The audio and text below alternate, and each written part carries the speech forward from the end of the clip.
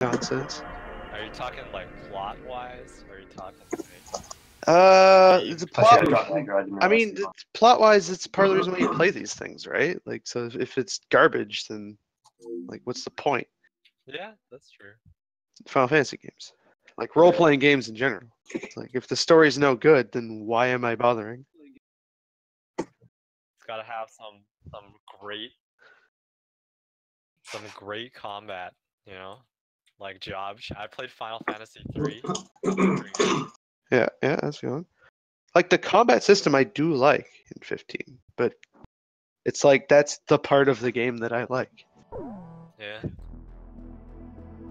That was a good day. You going our course? You going our course? No, they keep doing a thing where, like, in a super obnoxious way, I'll be like, "Uh-oh, here goes this character," and then they come back later, and things happen. It's like, boy, I wonder what happened. Here, buy DLC. Basically, yeah. Did you end up buying? I've muted my microphone from the stream. Just want to let you know. I'm not giving them any more money for that. Why did Final Fantasy 15 come up? Oh crap. Huh? Why did 15 the come dude. up all of a sudden? Our army is finally ready to conduct a large-scale counterattack. We talked about fishing. If we succeed, we'll never have to face the humiliation. Chris is gonna go play Ace Combat, and I said Base Combat, and he's like, "Well, if you're fishing, it's Bass Combat." Like they made a VR fishing game for Final Fantasy 15. Yes, they did. The VR fishing was part of. We're going to conduct a large-scale amphibious assault against Yuktobania on the Vostok Peninsula. We get there. This mission will be called Operation Footprint. The landing force will be selected from the 1st and 2nd Ocean Army Battalions. Well, They will be divided into 4 companies: A, B, C, Why was there VR and D, and transported to the area. No, it was like via a separate landing craft. thing. Upon Because there was a landing, each fishing division minigame, will and fan then out and destroy the enemy I guess bases that's the scattered part throughout they the could area, make then VR or rendezvous something. and reform into a single large force unit to assault the final target, the fortress. The Yuktobanian defense positions along the coast are tightly dug in, and we have concluded that air attacks alone will not be enough to destroy them. Therefore, Operation Footprint will be a synchronized air and ground attack to neutralize these positions. It is critical that you follow the specific targeting instructions of the ground commander to maximize the effects of your attacks. We are expecting poor weather conditions and fierce resistance from the Yuktobanian defense forces. The fortress is protected by pillboxes and a defensive wall. Provide close air support to the ground forces and get as many soldiers as possible inside.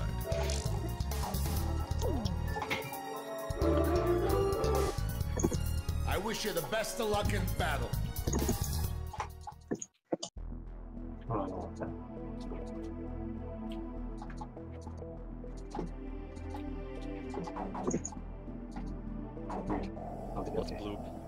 I will not be okay. I guess I better unmute my microphone. What was the volume level? Maybe a bit this way. There you go. Alright. Hi. No, I decided to join on Discord instead. Alright. Yep. What's another good item for Vel'Koz? But then you won't hear any of the story. I know. I kind of... I don't know. I felt very, like... Isolated? Yeah, I'm sorry. Myself. Yeah, no, No I worries. understand. At least I can still watch it. It's all good. Captain, which plane should I use? Are we launching in this So I have some news about my new Piccolo. Yeah. So I sent it in for some warranty repairs. Because one of the keys was binding, so it was sticking down and not coming back up. Right. So they fixed it, got back. A day after I got it back, I was practicing it, and the neck of the Piccolo popped off. Oh. So I was very depressed. Yeah? And I emailed them, and I was like, yo, you know, I'm starting to have my doubts on whether this thing is going to, like, last me a few years. Right. So they're like, no, it's okay. Of course, we'll take it back, and you can trade it in for, you know, since you're looking for another Piccolo, you can trade it in for the full price that you paid for this one. Right. So, Okay. so yeah, Yeah, so John has encouraged me to just go for my dream piccolo. So that's happening. Do it up. $5,000. Yep. I think more than that. $8,000. I hope it doesn't go to 8,000. Holy crap. A lot of things on this. No, it's made of a bunch of different woods that you can try. Yeah, so it's some of the woods are more rare than others. Yeah, so That seems pretty expensive. it's pricey. They wanted like Whoa. for a while. But I was never good enough to get the silver one, so I just got the silver. Oh, that is fantastic choice. Fantastic choice. Because you get the sound of the silver without the entire price tag. Yeah. Yeah. Oh, he still got you. What brand is it? Oh, excellent. Those are good It was ones. a long time ago. I don't know. Those are excellent. The Yamahas are built to last. Yeah, they're really good. I mean, it's been sitting for like 10 years, so hopefully. That was probably. So I probably just need a little bit of a brush up. I still have my beginner model Yamaha. Nice. Oh, you kept all of them? What do you do Kept all of when you them. replace them?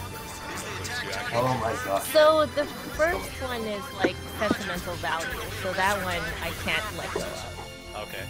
My silver flute I use as a backup when my own flute is in for repair. What's The your, rose like, gold one? most professional one that's like beyond? It's What the are you rose asking gold for? one, right? Are you asking for like all the specs or No, like what is it made of? Is it? rose gold? Oh, okay.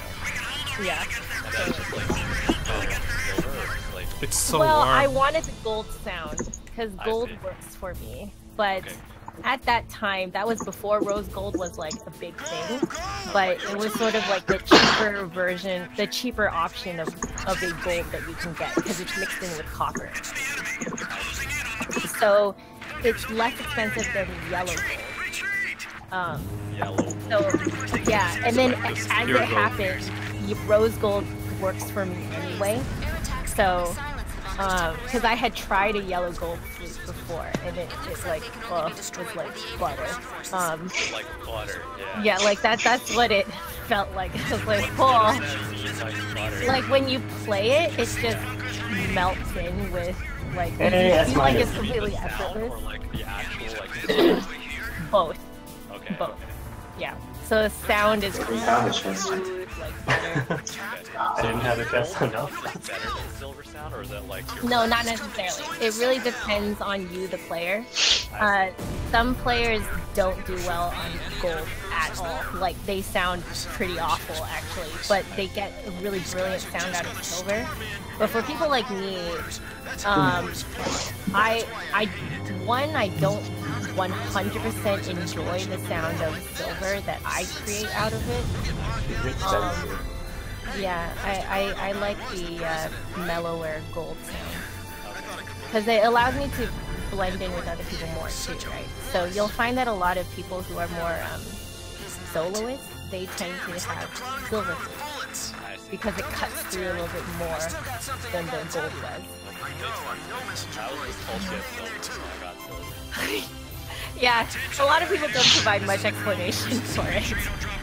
But the silver gives you a warmer, darker sound than nickel does. Nickel is pretty, like, the sound is pretty harsh. Yeah, it doesn't give you that warmth that you can get out of the silver. I couldn't really call no. Like I knew it was better, but I can't tell if that was because I was told it was better or because like I actually. Yeah, that's why, like, it's always better to do blind tests where you don't know what you're playing, right? Because then that way you'll know for sure what you're hearing. That's true. That's true. I feel it. Yeah, yeah. These are like advanced food mechanics. Mhm. You get to talk about it now. Oh, I get to talk about it all the time now because I do these reviews once a month now. Yeah, it's really fun. It's really, really fun. It's a huge challenge too because every single flute plays differently. So I basically have to figure out a new embouchure and a new way of like a new blowing technique every single month. I see. Yeah, it's really fun. Yeah, it's still remember pretty surreal. The good ones, like all the flutes had holes in them, but they had Oh. them for like scrubs like me. And then like I would one by one take out the plug. But I Yeah. never got to the point where I could take out all the plugs. Oh, it's a challenge. Yeah, it's a challenge. But originally, the most original metal flutes did not actually have holes in them. They put holes in them for marketing purposes. To market it better to the old professionals that were more used to the wooden flutes that were just like 6 holes in one piece, you know? Oh, I see. Okay, so like the feel of it is more. Yeah, it's closer to that, exactly. And then over time, now composers have like, you know, taken advantage of the holes. So they'll make you do like slides between pitches and stuff like that. Oh, okay, so you can do fancy. Yeah, you can do fancy things now. You can do fancy things with tuning and different alternate fingerings and stuff like that now because there are holes in them. But originally, it's so much. Vibration against your fingers sounds better than You like, you know, even a very trained ear, if you're really, really like good player, you can't tell if someone is playing on a closed hole or open hole. Like it doesn't make a huge difference. Yeah. Yeah, a lot of people don't know that it was a marketing technique. Well, I got scammed. Yeah, we all got scammed.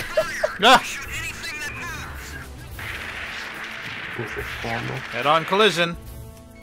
Uh-oh. I'm about to see it. Okay. I'm off for now. I'm gonna go do some laundry. Have a laundry. Anyone else expert? No one's occupied? Alright. Get in on that ARAM, dude. I'm gonna get on it.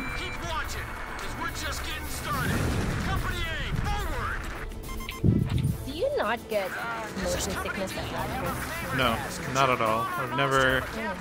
I've always been lucky with regards to that. Oh. Motion sickness is for the weak. Like people always told me not to read in the car because it'll make me feel sick.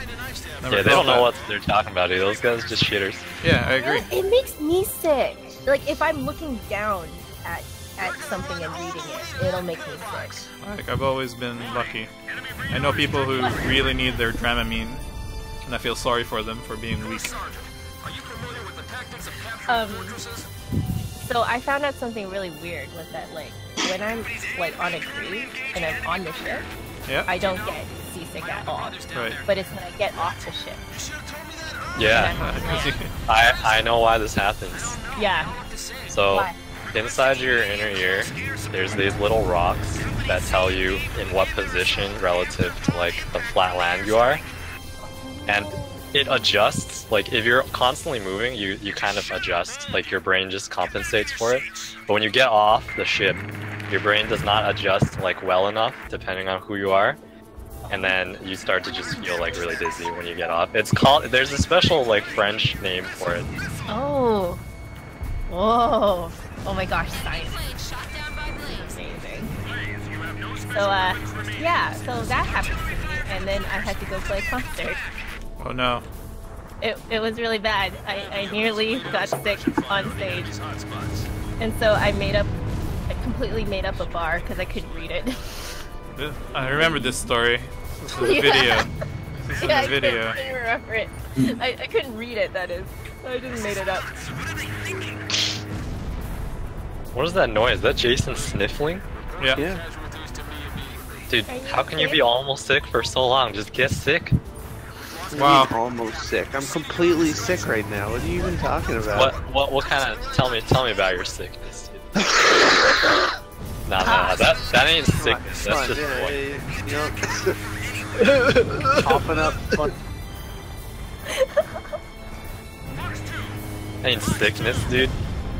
I remember you were saying your throat hurt for a little bit. Well, that's how it started, right? Like, oh, muscles are like chest cold and the head cold. Too bad you're not listening to this music, Joanna. What's a chest? No. Pretty epic. Huh? What's a chest cold? That's where it's in your chest. Like I've heard many people say this. What does that even mean? Coughing up stuff from in your lungs, right? Like that's you gotta cough. It's centralized. Oh, there. okay. And As then what's opposed to a cold? head cold, which is where you're all stuffed up. You get like headaches. It's just- Oh shit, that makes perfect sense, dude. I never understood that. I was like, what do you mean head cold? I think it's just like where are the symptoms centralized? I see. But then in chest cold, you still get fever and headache though. Sure.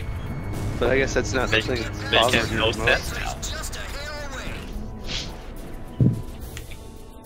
What do you have a cough but no phlegm? Is that a chest cold or a head cold? I don't know if that's even a cold at that point, is it? Like, what the hell is that? Oh shit! I get that sometimes when my allergies act up. I see. Oh fuck. Jay, what's up with your cough? It's been here for like 6 years. Yeah. Been around. Diagnose it.